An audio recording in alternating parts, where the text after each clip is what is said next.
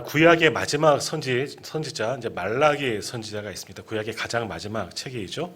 말라기 선지자 이후에 예수님이 오시기 전까지 그 400년 정도의 시간이 흘러가는데 그 시간에는 이스라엘에 아무런 하나님의 말씀이 없었습니다. 하나님의 말씀을 선포하는 선지자도 없었습니다. 그 시간이 400년의 시간이었습니다. 그래서 이 시기를 역사 속에서 뭐라고 이야기하느냐? 구약과 신약의 중간에 있는 역사다라고 이야기를 해서 신구약 중간기, 중간사라고 그렇게 표현을 하고 이 시대가 영적으로는 가장 암흑기라고 표현합니다. 그래서 영적 어두움의 시기가 바로 이 신구약 중간사, 이 어두움의 시기입니다. 말라기부터 예수님이 오실 그때까지. 자, 그렇게 400년의 시간이 지나가는 가운데 하나님의 소리가 들리기 시작합니다. 사람들이 많은 곳에서가 아니라 광야에서 외치는 하나님의 소리가 들리기 시작하고 사람들도 그것을 듣고 광야로 사람들이 몰려가기 시작합니다. 그 400년 만에 나타난 광야에서 외치는 자의 소리, 그 소리가 누구의 소리입니까? 바로 하나님께 보내신 선지자 세례 요한의 외침입니다. 그러니까 이 세례 요한은 400년 만에 나타난 이스라엘 땅에 나타난 하나님의 선지자입니다. 물론 나는 선지자가 아니다. 자기가 그렇게 말하고 있지만 하나님이 보내신 사람이고 특별히 세례 요한은 무엇에 대하여 증언하느냐? 오늘 본문에도 말씀하고 있지만 내 뒤에 오실 이 바로 예수님을 위하여 미리 보냄받은 하나님의 사람, 하나님의 선지자 그가 바로 세례 요한입니다. 나이로 보면 사실 예수님과 세례 요한은 동갑이라 할 수 있죠. 세례 요한이 6개월 먼저 태어났기 때문에. 그러나 예수님보다 먼저 활동을 시작하시면서 하나님께 보냄을 받고 예수님의 길을 예비하러 주의 길을 메시아로 오신 예수님의 길을 예비하러 먼저 보냄받은 이가 바로 세례 요한입니다. 그 세례 요한이 자기 이후에 정말 하나님의 아들로 오실 예수님에 대해서 선포하는데 그가 뭐라고 선포하느냐? 자, 오늘 보면 29절 말씀 한번 같이 읽도록 하겠습니다. 요한복음 1장 29절 말씀을 같이 읽겠습니다. 이튿날 요한이 예수께서 자기에게 나아오심을 보고 이르되 보라 세상 죄를 지고 가는 하나님의 어린 양이로다. 아멘. 요한이 세례를 베풀고 있을 그때 예수님도 세례를 받기 위해서 요한이 있는 그곳에 오셨습니다. 물론 예수님은 다른 이들과는 다른 거죠. 다른 의미를 가지고 계신데 예수님 공생애가 시작되었다. 물론 마태, 마가, 누가, 공관복음서는 다른 부분으로 예수님의 공생의 시작을 가리키고 있지만 요한복음에서는 바로 여기에요. 공생의 활동의 시작은 바로 세례 요한에게 세례를 받으시면서 공생애가 시작된 겁니다. 그때 세례 요한은 복된 귀, 우리 수요일날 말씀을 나누었는데 귀가 열리고 영안이 열려서 하나님의 말씀을 듣고 또 하나님이 보게 하심을 통하여 성령이 임한 사람, 이분이 하나님의 아들 메시아 그리스도이시구나. 그래서 그분을 향하여 선포하죠. 보라 세상 죄를 지고 가는 하나님의 어린 양이로다. 뭐 다른 것으로도 비유할 수 있겠는데 예수님에 대해서 하나님의 아들이십니다가 아니라 뭐라고 이야기합니까? 세상 죄를 지고 가는 하나님의 어린 양이다. 세상 죄를 지고 가는 하나님의 어린 양이다. 세례 요한은 예수님을 향하여서 어린 양, 죄를 대속하고 짊어가는 어린 양이다 하는 말씀을 했습니다. 자, 이 어린 양, 이것에 대해서 우리가 말씀을 함께 나누겠지만 이것은 상징적인 그런 표현인 거죠. 자, 오늘 우리들은 이곳에 살고 있지만 양을 사실은 많이 볼 기회가 없습니다. 제가 서울에 있다가 이곳에 오니까 강원도 가서 강릉에 가서 목회한다고 하니까 사람들이 강원도는 감자 먹고 옥수수 먹고 그런 것을 알고 있죠. 첩첩 산중이 있고 소나 양을 키우면서 사는 걸로 알고 있어 저쪽 동네 사람들은. 하지만 그렇지 않습니다. 우리도 사실 우리 주변에서 양을 보는 것은 저 위에 대관령 가서 양떼 목장에 나가야지 양을 보지 쉽게 양을 보지는 못합니다. 그래서 우리도 그래도 봤기는 봤기 때문에 어림직 머릿속에 양에 대한 그런 이미지가 있겠죠. 근데 좀 무서운 이야기지만 아프리카 어느 지역에는 오늘 본문의 말씀을 이렇게 번역했다는 거예요. 세상 죄를 지고 가는 돼지 새끼를 보라. 한 분 오셔서 감사합니다. 왜 돼지 새끼라고 그랬느냐? 그곳에는 양이 없다는 거예요. 그곳 사람들은 양을 한 번도 본 적이 없다는 거. 없는데 어떻게 보겠습니까? 그래서 양이 뭔가 이해할 수가 없어서 그들에게 이해하기 위해서 돼지 새끼, 자기들에게 필요한, 또 자기들을 위해서 또한 희생하는, 뭐 식용으로 뭐 사용하겠지만 그런 돼지 새끼를 기록했다라는 뭐 그런 이야기도 있습니다. 왜? 그래야지만 어린 양이 뭐지? 하는 것보다는 그래도 이것으로 이해하기 편해서 그렇게 번역했다 하는 이야기도 있다는 거죠. 그러니까 성경도 어찌 보면 그 문화권에서 이해할 만한 것들로 좀 번역하는 그런 경우도 있다는 거예요. 물론 우리는 원어에서 그대로 번역했기 때문에 때로는 성경을 읽다 보면 우리 문화권이랑 틀리기 때문에 조금은 이해 안 가는 여러 가지 것들을 볼 수는 있지만 또 우리는 그래도 이 어린 양, 오래도록 우리는 어린 양에 대한 이미지를 알기 때문에 그래도 어린 양이 더 우리는 익숙한 표현이 되겠죠. 자, 그런데 예수님을 향하여 세례 요한은 말하죠. 보라, 세상 죄를 지고 가는 하나님의 어린 양이로다. 하나님의 어린 양. 자, 근데 이 말씀을 가만히 읽어보면, 묵상해보면 세상 죄를 지고 가는 하나님의 어린 양, 이 말 속에 우리의 신앙 전체가 다 들어가 있는 겁니다. 우리는 말씀의 의미를 다 알고 있습니다.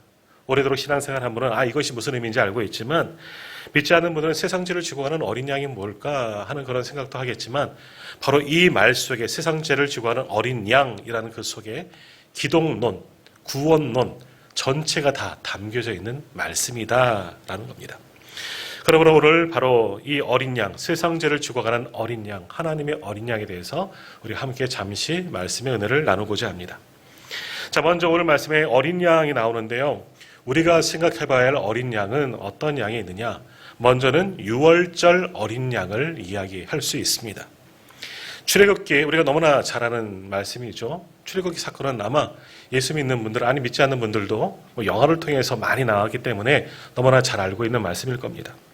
이스라엘 백성들이 야곱 시대에 애굽 땅으로 내려간 이후로 그곳에서 이제 430년을 머물며 살아가게 됩니다. 근데 거의 400년 가까운 시간 애굽에서 노예 생활을 합니다. 처음에는 귀빈 대접을 받으며 요셉의 총리로 있을 때는 평안한 생활을 했지만 왕조가 바뀌게 되면서 요셉을 알지 못하는 세왕, 그러니까 왕조가 바뀐 거예요. 그러니까 고려시대에서 조선시대로 넘어갔다는 이야기입니다. 우리로 말하면. 그런 왕조가 바뀌는 바람에 전 왕조에서 귀빈 대접을 받던 이스라엘 백성들이 다음 왕조 시대 때는 노예로, 종으로 전락해버리고 맙니다. 그래서 거의 400년 가까운 시간 그들은 애굽에 머물며 살면서 노예 생활을 하는 거죠. 성경에 나온 대로 국고성을 건축하고 농사의 여러 가지 일들을 하며 벽돌도 만들고 가장 힘든 중노동을 이스라엘 백성들이 도맡아 합니다.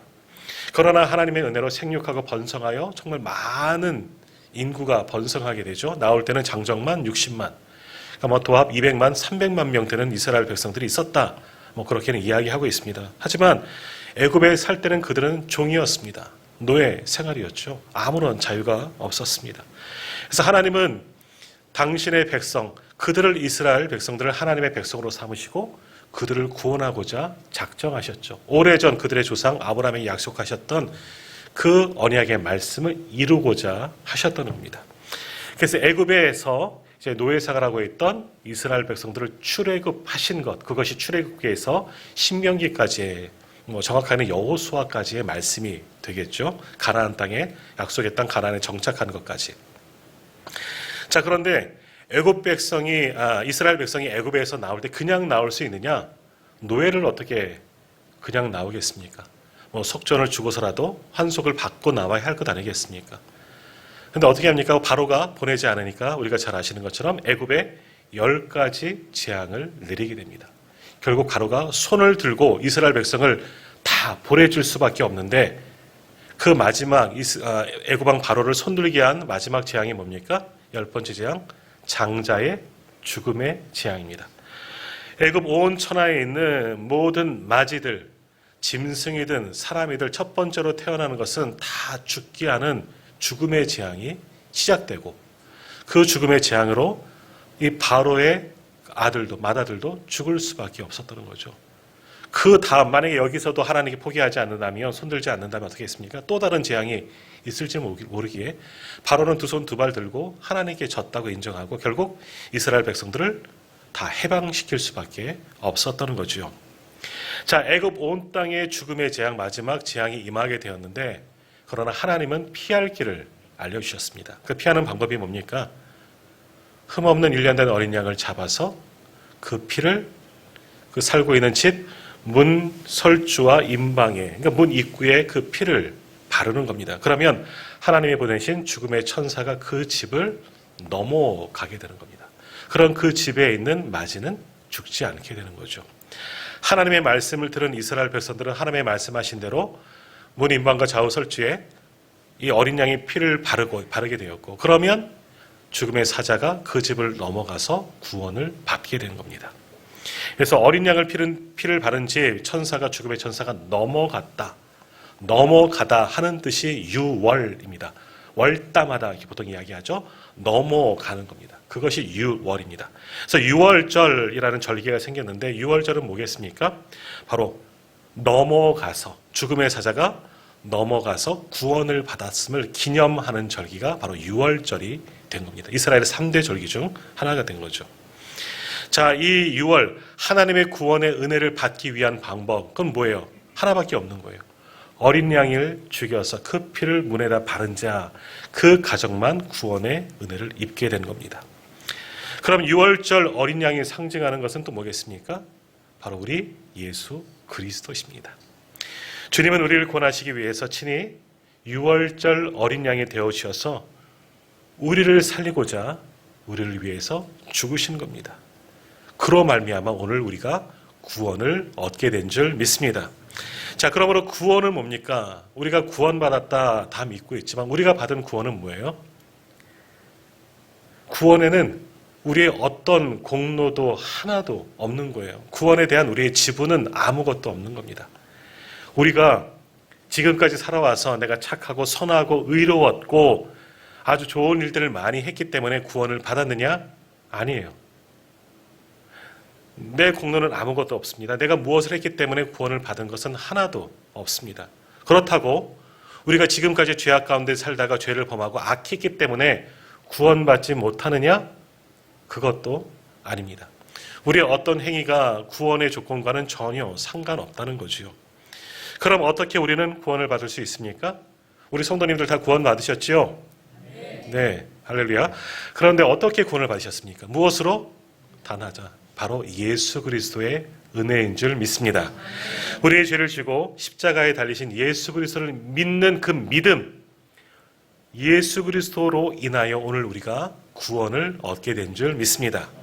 주님께서 우리의 죄를 지고 십자가에 달려 돌아가셨기 때문에, 주님께서 친히 유월절 어린 양이 되어주셨기 때문에 오늘 우리가 구원을 받게 된 줄 믿습니다. 그러니까 구원은 뭐예요? 우리의 공로가 아무것도 없다는 거예요. 나를 위해서 친히 유월절 어린 양이 되어주신, 십자가에 달려 죽으신 예수님의 은혜입니다. 그것이 오늘 우리가 받은 구원입니다. 그럼 어린 양은 무엇을 이야기합니까? 유월절 어린 양, 바로 나를 구원하신 예수 그리스도를 상징하는 것이 바로 어린 양이다라는 겁니다. 자, 두 번째로 어린 양은 또 뭐겠습니까? 유월절 어린 양은 결국 하나님 앞에 드리는 제물을 이야기하는 겁니다. 그러니까 어린 양은 제물이에요. 자, 지금 우리는 말씀 중심의 예배를 드리고 있습니다. 오늘은 성찬은 보여지는 말씀이라고 보통 이야기합니다. 지금 우리의 이 개신교 예배는 말씀과 성찬이 있으면 예배가 되는 거예요.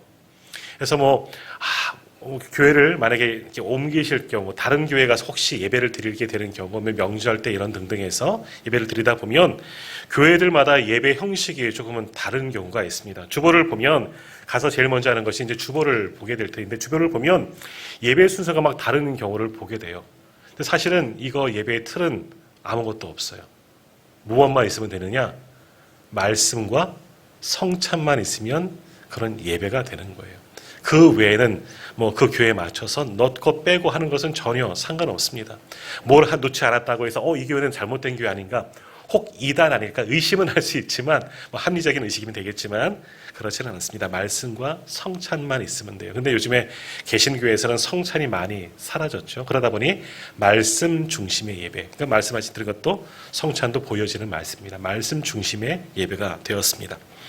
자, 그런데 원래 구약의 예배는 뭡니까? 예배라고 표현하기보다는 제사라고 그렇게 표현하지 않았습니까? 그래서 구약시대 이스라엘 백성들은 예수님 시대에도 마찬가지였지만 하나님께 제물을 가지고 나와서 제사를 드립니다. 예배의 정의는요, 사실은 하나님을 만나는 것이 예배입니다. 하나님과 대면하는 것이 예배입니다.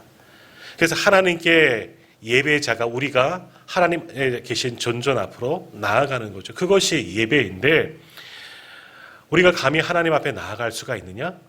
아니요. 나아갈 수가 없습니다. 왜 나아갈 수가 없습니까? 무엇 때문에? 죄 때문에. 우리 안에 있는 죄로 인하여서 죄로 인한 거룩하지 못한 우리는 거룩하신 하나님 앞에 나아갈 수가 없는 겁니다. 그래서 우리가 새벽에 보기에는 레위기에서 그것을 말씀하고 있죠. 그래서 제사법을 알게 하시는 겁니다. 그럼 우리가 하나님을 전혀 하나님 앞에 나아갈 수 없고 예배할 수 없느냐? 하나님께서 길을 열어주셨습니다. 그것이 뭡니까? 그래서 이스라엘의 5대 제사가 생겨나게 된 겁니다. 우리는 죄인이기 때문에 하나님께 나아갈 수 없습니다. 그 죄를 사함을 받고 죄를 씻고 하나님 앞에 나아갈 수가 있는 겁니다. 죄의 문제를 해결하기 위해서는 단 한 가지 방법밖에 없습니다. 죄된 자가 죽는 것밖에 없어요. 그럼 내가 죄인에게 내가 죽으면 어떻게 하나님께 나아갈 수가 있습니까? 그래서 나를 위해서 대신 죽을 제물이 필요한 거죠. 그래서 레위기를 보면 소나 양이나 염소나 조금 더 나아가면 산비둘기, 집비둘기 새끼로 나를 대신해서 죽을 희생 제물이 필요하게 된 겁니다. 그래서 소와 양이나 같은 그런 짐승들을 가지고 와서 하나님께 제사를 드리고 번제로 드리고 죄를 씻고 나아가는데 우리가 새벽에 레위기를 통해서 자세히 말씀드렸지만 희생 제물로 하나님께 예배하는 법은 이렇습니다. 내가 짐승을 한 마리를 가져오죠. 내 죄를 속하기 위한 한 마리 짐승을 갖고 옵니다. 오늘 말씀으로 보면 어린 양 한 마리를 흠없는 어린 양 한 마리를 가지고 오는 겁니다. 이 짐승의 머리에 안수를 하고 내 죄를 전가시킵니다. 내 죄를 완전히 이 짐승에게 다 주는 겁니다. 짐승의 머리에 안수를 하고 내 죄를 전가시킨 이후에는 어떡합니까? 내가 이 짐승을 죽입니다. 목을 찔러서 피를 다 쏟아내고 이 짐승을 죽게 만듭니다. 그리고 내가 그 짐승의 가죽을 벗기고 배를 가르고 내장을 꺼내고 그 짐승을 또 각을 쳐서 깨끗하게 씻어서 레위인에게 두면 레위인은 그것을 받아서 제사장에게 드리면 제사장은 하나님께 감사하기도 중보의 기도를 드리고 번제단 위에 올려놓고 다 태우는 것. 그것이 이스라엘의 제사입니다. 물론 형식에 따라 번제와 소제, 속제제, 또 속건제, 화목제로 나누긴 하지만 이스라엘의 제사는 그렇습니다. 제물을 가지고 와서 내 죄를 전가시키고 내가 죽여서 이것을 다 태워드리는 것. 그것이 이스라엘의 제사, 하나님이 가르치신 예배법입니다. 왜 이렇게 하느냐? 내가 죄인된 내가 죽을 수 없기 때문에 나를 위해서 대신 죽어줄 어떤 희생물이 필요한 거죠. 희생 제물이 필요한 겁니다. 이 짐승이 나를 대신해서 죽음으로 말미암아 내 죄가 씻겨지고 이 짐승을 사실 죽이다 보면 내 몸에 피가 다 튕기지 않겠습니까? 피를 다 뒤집어 쓰게 됩니다. 그 피가 내 죄를 씻어주는 겁니다. 그리고 물두멍에서 나를 몸을 깨끗이 씻고 그 다음에서야 하나님 앞에 나아갈 수가 있는 겁니다. 그것이 이스라엘 백성들이 드리는 제사였습니다. 그러므로 내가 하나님께 나아가는 방법은 제물이 죽음밖에 없는 거예요. 나를 위해 죽어야 하는 거예요. 그 제사를 드리고 하나님께 나아가는 거죠. 그런데 그건 단 일회성이에요. 일회용밖에 되지가 않는 거예요. 단 한 번밖에 시킴을 받지 못하는 겁니다. 그런데 우리가 하나님께 예배 드릴 때 평생 한 번 예배 드리십니까? 매일 드리는 분도 있고 하루에도 여러 번 예배 드릴 수도 있고 얼마나 많은 예배를 드리겠습니까? 그때마다 이스라엘 백성들은 하나님께 제물을 드리고 가지고 나오는 겁니다. 여전히 한 번밖에 씻김 받지 못했기 때문에 또 죄를 씻고자 또 다른 제물을 가지고 오고 또 다른 제물을 가지고 오고 성막 또는 성전 안에는 그런 짐승의 죽음만이 있는 거예요. 내가 죽어야 하는데 짐승에게 죄를 전가시키고 나의 죄를 속하기 위해서 죽고 번제하고 하나님 앞에 나아가는 것. 그것이 이스라엘 백성들의 예배였습니다. 그런데 우리는 지금 그러한 예배를 드리고 있지 않습니다. 왜 그렇습니까? 예수님께서 단 한 번의 제사로 친히 제물되어 주셨기 때문입니다. 예수님께서 자기가 친히 제물이 되어 주셔서 우리 모든 인류의 죄를 씻어주시기 위해서 친히 십자가에서 죽으셨기 때문에 주님이 십자가에서 죽으신 단 한 번의 제사로 말미암아 오늘 우리는 또 다른 희생 제물을 드리지 않는 구원을 받은 자가 이미 된 줄 믿습니다. 주님의 십자가에서 흘리신 그 보혈로 말미암아 오늘 우리가 구원을 얻었고 이제 우리는 이렇게 하나님 앞에 나와 감사함으로 지금 예배를 드리고 있는 겁니다.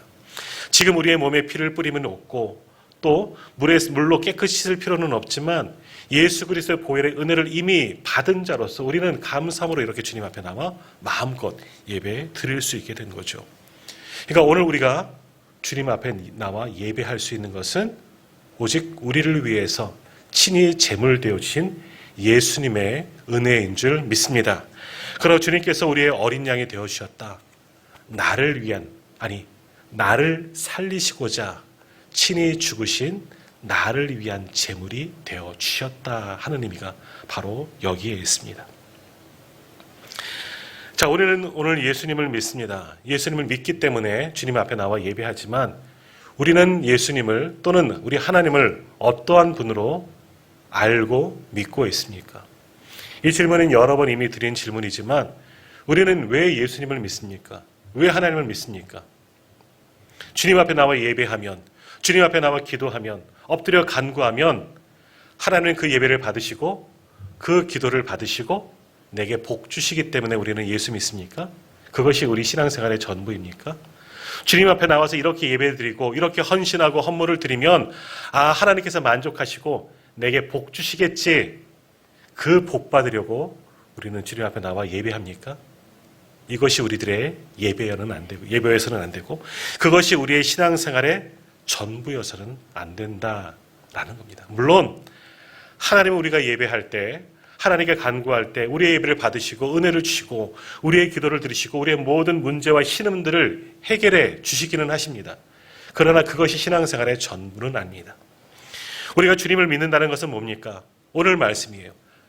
우리 주님이 나를 살리고자 친히 어린 양 되어주셨음을, 유월절 어린 양이 되어주셔서 죽음으로부터 벗어나게 하시고 구원하여 주셨다는 것을, 나를 살리고자 십자가에 달리셔서 친히 제물 되어주셨다는 것을 기억하고 감사함으로 드리는 것, 그것이 오늘 우리들의 예배가 되어져야 하는 겁니다.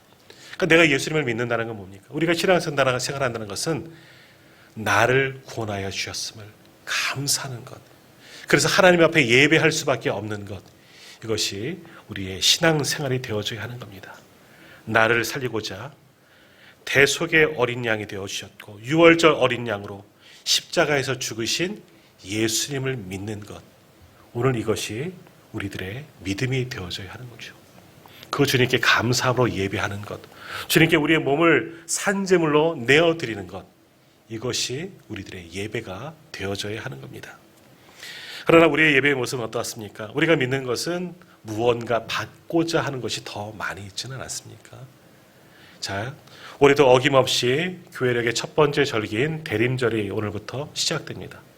이번 성탄의 절기인 이 대림절부터 우리의 예배에 대한 사고, 우리의 믿음에 대한 사고를 한번 돌이켜 보시길 바랍니다.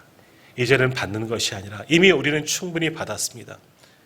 많은 은혜를 받았고요. 더군다나 씻을 수 없는 죄인임에도 불구하고 구원의 은혜를 받은 자가 이미 우리입니다. 받은 은혜에 감사함으로 이제는 우리가 주님께 온전히 다 내어드리는 이번 대림절, 그리고 성탄의 절기, 그리고 우리의 믿음 생활이 되기를 간절히 소망합니다. 덕이 우리 가운데 오신, 우리를 살리고자 오신 주님을 깊이 묵상하며 그 주님께 감사함으로 예배할 수 있는 이번 성탄의 절기가 되기를, 그리고 그 주님을 힘써 증거할 수 있는 이번 성탄의 절기가 되기를 간절히 소망합니다. 함께 기도하겠습니다.